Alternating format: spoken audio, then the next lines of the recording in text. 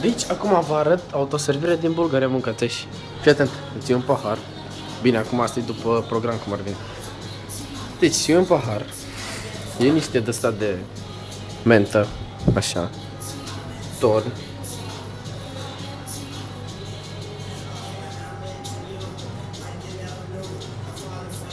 Și torni, așa nu te încurci. După aia iei niște whisky.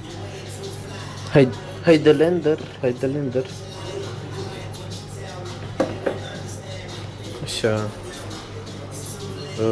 Ce mai? Niște amaretto, unde e amaretto? Uite-l.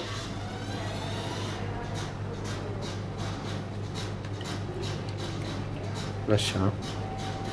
După aia te duci, îți pui un mirinda și te-ai dus. Poftă bună!